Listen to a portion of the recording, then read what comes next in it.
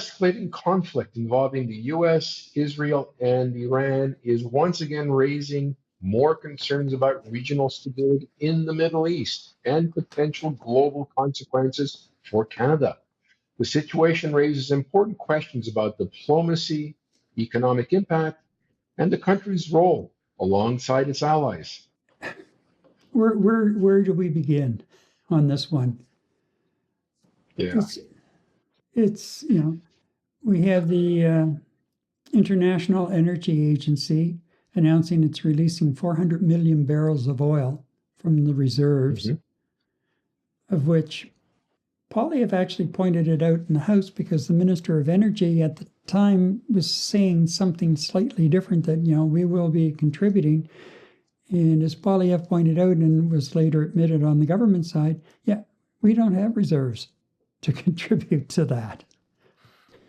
Yeah. I watched somebody in the oil industry late this afternoon who said that 400 million barrels of oil, it'll take a fair amount of time to actually get that oil online, and that you're only looking at a couple of weeks' supply, if that. So, and now the Iranians are putting mines in the Strait of Hormuz, and a couple of tankers have already blown up, or they've been hit by drone boats or drones, air drones. So the flow of oil is now starting to be choked off, and some of the other Middle East countries have cut back on production because they're running out of space to store the surplus oil that they can't get out. And oil is down over the last day or two compared to what it was. It's dropped back a bit, but I wouldn't be surprised if you see it back over $100 a barrel in the next couple of days, which in turn means everything's going to be going up in price. I think the airlines are already starting to jack their prices because of a shortage of jet fuel. So here we go. And the Iranians are saying this morning, I awoke to a headline, get prepared for $200 a barrel. So they're really going to try and work and choke it off big time. What's happening from a European perspective, Christian? Have you been able to follow some of the impact? Yeah, I mean, the governments, I saw today an article about Italy, where the Minister Pelosi, I don't know how to spell her name, but she actually threatened all companies by capping the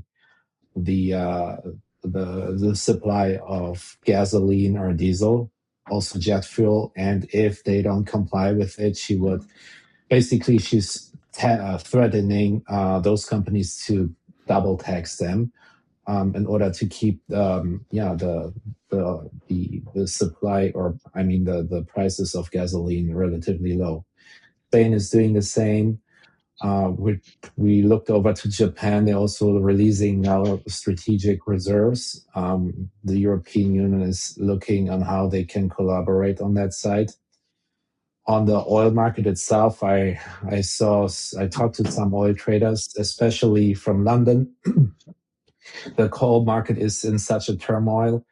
They've never seen such a volatility, even I don't think it was 2017 or 18 where oil prices went negative that day. Like they said, even this volatility has never been hit. And the problem is that no one really knows on how to price oil at the moment, because the price between the ask and the bid, the spreads are so huge that even clearinghouses or brokers who actually doing the pricing for buyers and sellers are confused. There's billions of dollars lost, billions of dollars made on the other hand side. There was one huge hedge fund out of London. They lost 800 million pounds in one day in one trading session just because of pricing, which went wild. So how can you expect from the big trading houses or suppliers to the gas stations to cope with this volatility? It is someone will pay the price, and in the end, it is the end consumer at the moment. Yeah. what we also discussed here, and that was the discussion from last week, is also the impact now on Russia. I mean, Europe, what I already mentioned, was forced since the conflict or the war between Russia and Ukraine to diversify their supply for LNG and also oil from Russia down to Qatar. Now the supply from Qatar is not safe anymore. Yeah. And we have not only us like begging for the oil and the supply there, China, who got cut off from Venezuela, is also betting on the oil supply from Iran even more. I mean, they always so we're all fighting for the same supply. And who is the lucky winner in all of this? It's Vladimir Putin, because his oil supply puts billion into his little like war machine. Yeah. So actually what we're saying here, Vladimir Putin, Russia is at the moment the big winner of all of this, despite that they don't get a supply of drones from Iran. But I think that's not the biggest problem. While the NATO is and the US is now sending all the rockets and missiles to Iran, which then Ukraine is missing in that conflict. So the big winner here is Russia. Good job to the USA. However, we saw like there were already some comments coming. I read some articles before, like the US is in such a big debt, and China is such a big threat, and China's economy is at the moment of the verge to not to collapse, but it's a little bit shaky now, and it's very, very delicate or very sensitive to oil prices in general. So we have different there's different theories about it, and I'm not into conspiracy theories, but the US was really never really interested in the oil supply of Venezuela. It was more China. And China is also very interested in the oil supply of Iran. And now both of the big suppliers, they got a huge cutoff. Like China even said that they don't put all their eggs in one basket, and they try to not allocate oil allocations more than 25% from each region, which means 25 from maybe from Qatar or like Iran, Venezuela. But it's a huge hit what they see now there, and the volatility is also shaking now China's economy. Whereas the US is pumping alone in Houston, Texas every day 5 to 6 million barrels, which covers the domestic demand quite good. Yeah. So the big winner in this whole thing is, on one hand side, Russia, but also the USA, and they're cutting off China and Europe. That's the moral of the story. One question I wanted to ask you in particular, Christian, is with all of the weapons that are being used in this bombing war on both sides, is that having any kind of an impact yet on the price of critical minerals? Not yet. I mean, the thing is that critical minerals, as critical as they sound, they're still in abundance, and the main suppliers of those critical minerals are not Iran or Iran or Venezuela. Those minerals are actually sourced in like South America and Africa itself, where we saw that on the critical mineral market, whatever commodity it is, but what comes out of the ground, like in terms of metals, we don't see any big increases. In the past, Iran was a big producer of copper and other minerals, but it's not the main supply the world was waiting for. So also in terms of critical minerals for the weapon industry, like for arms, like not yet. The delay might come a little bit later, because from the sourcing till the actual consumption, there might be some speculations, but again, like those minerals are sourced from regions which are absolutely and no relations with Iran or the conflict in the Middle East. So, yeah. Now, since the U.S. president released his first announcement of action against Iran almost 2 weeks ago, Canada's response, and I'd be really interested in hearing your thoughts, the both of you, on Prime Minister and some of his key ministers, the flip-flopping on our response to the U.S. and Israel launching the action against Iran, and then whether Canadian troops would be committed at some point to the action.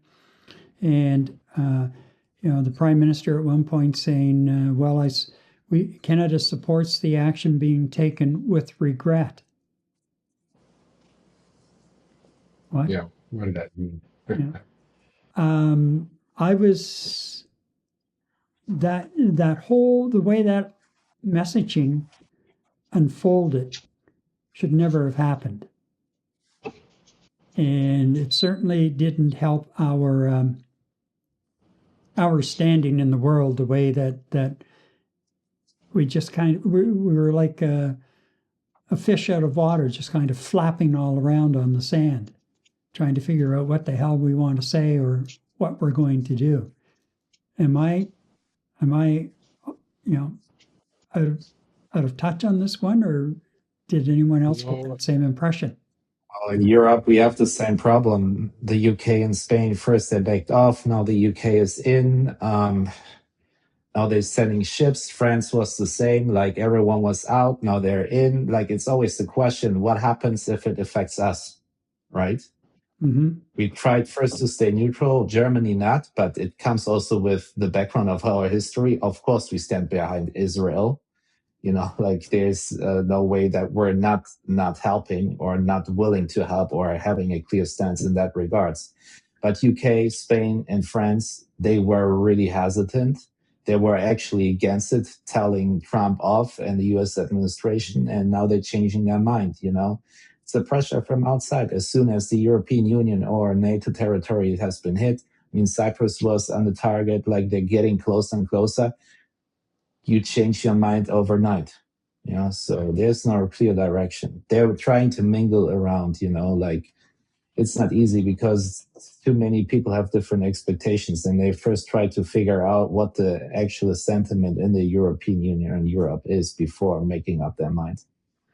Well, I saw a Truth posting on Truth Social from the president of the U.S., and it said, thanks to the Prime Minister of Britain for offering now to send 2 aircraft carriers.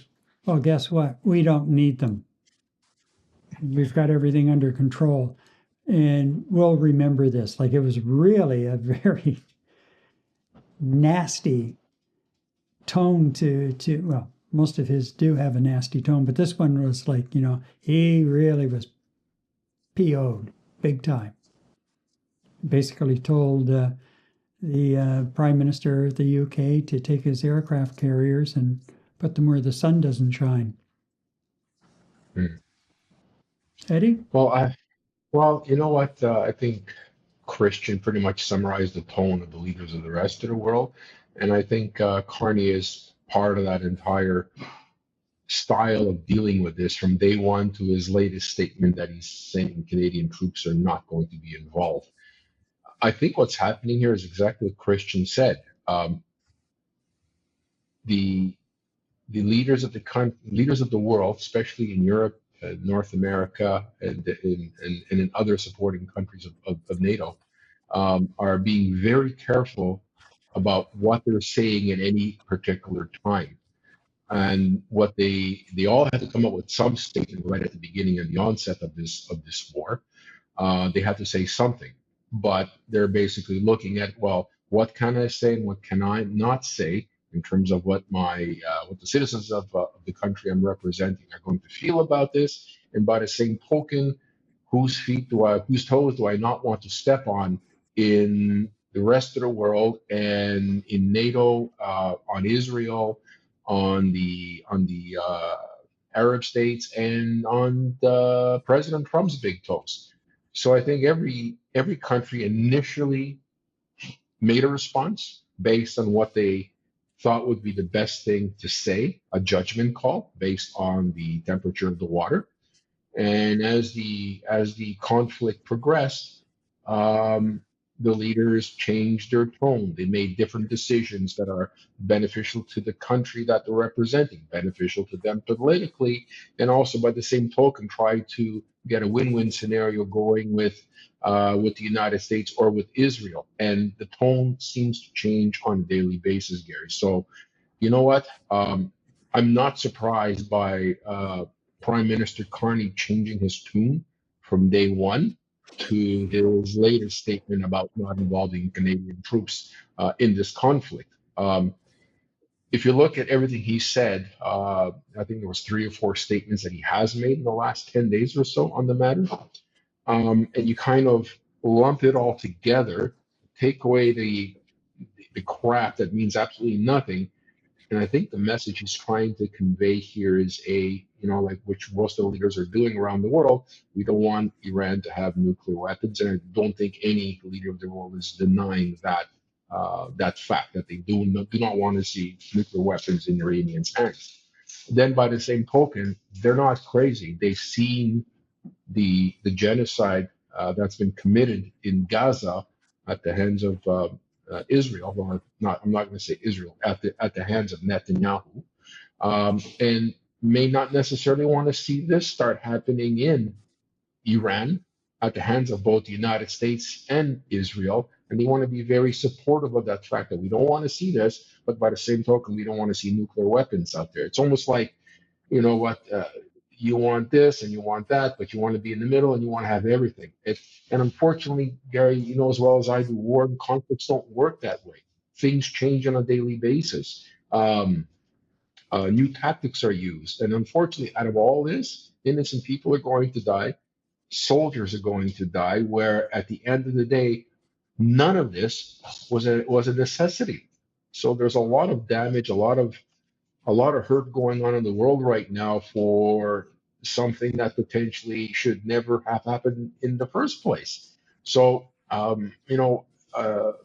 Christian is right. Political leaders are being very careful at what they say, and they will continue to change their tone based on what's actually happening there.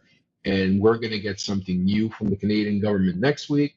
I expect something different from the British government the following week, and it's going to consistently change, Gary. So it's pretty hard to hold these guys' feet to the fire. It's pretty hard to hold Carney's feet to the fire and say, well, why did you say this 3 weeks ago and you're saying this now? The situation changes, Gary. That's just my take on it. Yeah, and I don't disagree with that, but the way that he flip-flopped within a very short span of time, it would have been better for him maybe to hold back on making any kind of a comment if he wasn't sure of himself, and then put a few more facts together and formulate a statement and go from there. I think he kind of fired off too soon. I don't know where his comms people were, or if he even listens to his comms people, but what happened should not have happened in any way, shape, or form, and it didn't do us any good. Other countries aside, they've got their own issues, but this was one of his first major battles, if you will, under fire, right? Right. So I just sat here and shook my head, like, really? Now, it has been clarified, if you listen carefully to the last time he said Canadian troops will not be taking part. They're not going to be taking part in the onslaught that's underway right now with the U.S. and the Israelis. But remember Article 5 of NATO, and if a NATO country like Turkey is attacked, then that changes things. Or if there's some kind of a peace mission, we could end up with the troops involved in that. We used to, we were always parts of UN peacekeeping forces, leaders on a number of those peacekeeping efforts. So, that could change. The thing finally that came through was that, no, we're not taking part in this with the U.S. and Israel as it stands. So that's okay. But am I going to allow the fact that, he's still getting his feet wet as a politician? No. This, when you're getting into this kind of stuff, you really do rely on the people around you, the people that you brought in because they're experts at what they're doing. And you should be listening to what they're telling you, and you work around it from there. Anyway, so on that one, and as ministers, Anita Anand, for example, Carney was on one page of the hymn book, and she was on another page of the hymn book, and kind of going in between. So that should never have happened. And in the case of the media looking for any kind of a comment, should have been directed straight to the Prime Minister. The Prime Minister will speak on behalf of the country. That's what Anand should have said. Anyway, I won't belabor the point, but from my perspective on that one, thumbs down. Yeah. So that's that part of it. Now we do have a couple of comments here too. Monel comes in with, I think that may have been caused by the fact that they actually thought Trump had a plan, and then it comes out that there is no plan, and that's why Carney changed his mind. I understand what you're saying, but I disagree with it. And, I don't disagree with the fact Trump had no plan. No, he didn't. There was no plan. And when you listen to those between Trump and his defense war secretary, or whatever the hell the terminology is today, that guy is, he's like, watched him come up to the podium the other day, and it was like he was just wound right up. He was playing, look at me, I've got some real toys. I'm playing my favorite, what's that major, the big online game? Anyway, it deals with war. I can't think of the name of it. But that's what it reminded me of, that, look at me, I've got the real toys to play with. He's a... Yeah. Yeah. He's something else. Yeah. Words can't describe it, yeah. No, we'll leave it at he's a piece of work. How about that? Okay, so with that, I think we'll wrap up that aspect of it. And all I can say is I'm kind of happy I don't own a car anymore. So Yeah. I don't have to start sweating as I'm approaching the gas pumps. But you know what? Yeah. Once again, and this is going to prove it to all of the environmentalists who think we can just shut the oil down tomorrow and life will go on and we'll all live happily ever after with butterflies and birds singing and flying around us, and the earth will be green, because it ain't going to happen that way. Everything we touch, everything we eat, somewhere along the way comes in contact with oil. Mm-hmm. So I leave it at that for some of the hardcore environmentalists to sit down maybe and do some navel gazing. Okay. I'm happy to debate next time. Yeah, let them chew on that for a while, right, Gary? Exactly. Yeah.